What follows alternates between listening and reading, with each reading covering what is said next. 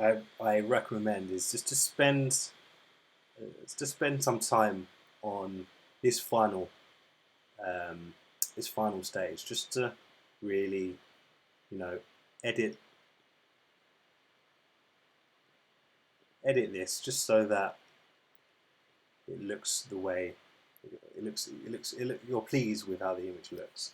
Maybe you want to play around with some of the tones that you have here so that it's more of a three-dimensional image.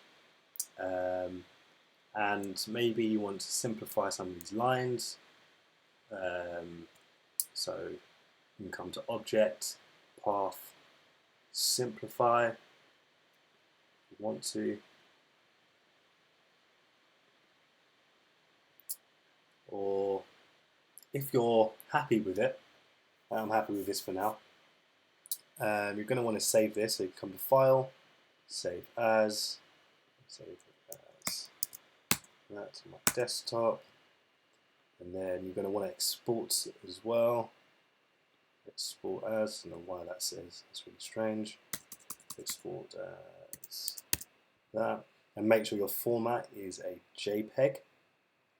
Click Export, and make sure that the quality of your image is up to its maximum, which is 10, and that your resolution is 300 ppi. Click OK, and we can now exit Illustrator, and your images should be on your desktop. So you should have your JPEG image and your did I say that was 12? You should have your Illustrator image here as well. So your JPEG you're going to want to drag into Photoshop.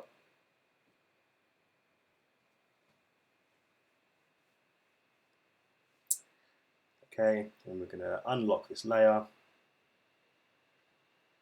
and I see these little white marks here which are bothering me, so I'm just going to fill them in. Probably hasn't happened to you. If it has, just follow these steps using the paint bucket tool. Okay.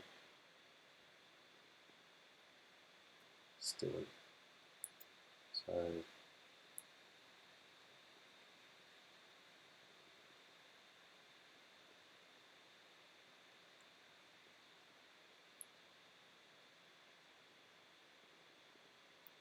that's fine. And so we're going to be changing the color of this image, so it's not grayscale anymore. And I actually want the hair color to stay the same. So what I'm going to do is I'm going to come to my Magic Wand tool. I'm going to select the hair, and I'm going to click Command. I'm going to create a new layer, and Command V, and paste that into layer 1.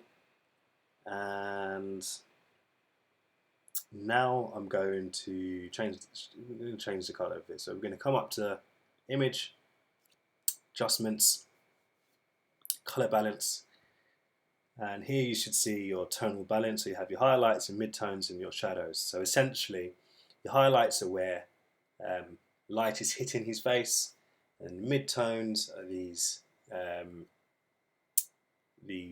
tones which are in between your highlights and your shadows, which are a lighter grey, and then your shadows, which are obviously these darker colours over here. And just gonna start with the highlights. I'm gonna have.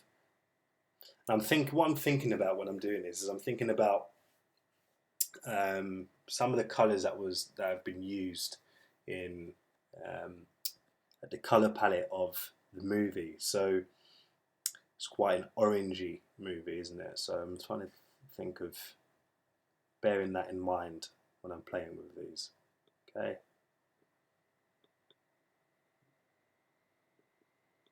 Shadows, this is where the red's going to come out. So let me do my midtones first. So put the red. Happy with that, and the shadows.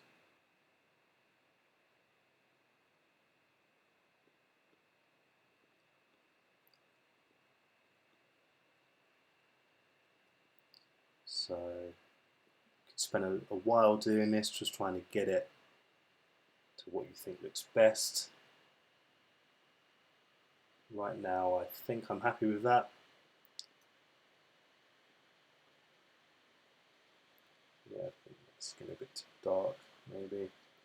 So you could fiddle around with that as long as you want, just to get it how you want it to look. And click OK. And I'm going to also use my magic wand tool again, just to delete this white background that we have. So select the white and then Command X. That should remove all of your white background. I'm then going to create a new layer, and I'm going to change the color of this background to, I think, yeah, orange is what I'm feeling. Maybe more of a pastel orange maybe, so it's not so harsh. Something like that. And use my paint bucket tool just to colour this layer. You're going to want to make sure that this layer 2 is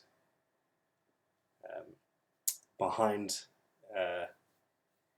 your image, so bring the layer down, and I think I'm happy with that. So I'm going to select all these layers. So I'm going to click Shift, select up to layer 1, and then Control and select, and I'm going to merge these layers. And then finally, I'm going to come to my filter tool. I'm going to add some noise just as a finishing touch, and just trying to see how much I want. You don't want too much. You don't want it to look too grainy, but you want to add a little bit. I think 20% was actually fine. 21%.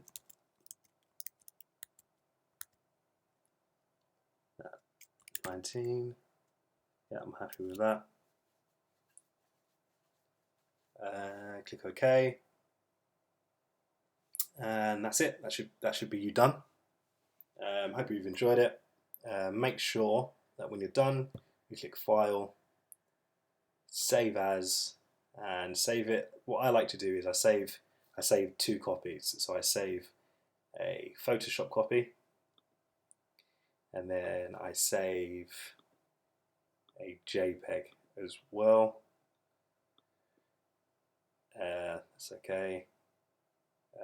No, actually, no, it's not okay, because my previous image was just my black and white image. I'm going to change that to 3. And click Save. Make sure the quality is at its maximum. Okay. You can exit Photoshop, and you should have your image there, and your Photoshop image, and that should be the end of it. It should be done. So, hope you've enjoyed it. If anybody needs any help, you can email me. Have a real go at this. I know you've just been introduced to Illustrator, sorry, but have a real go. Guidance of those Loomis heads are there to help you. And like I said, if you need any help, just contact either me or Mark. Bye bye.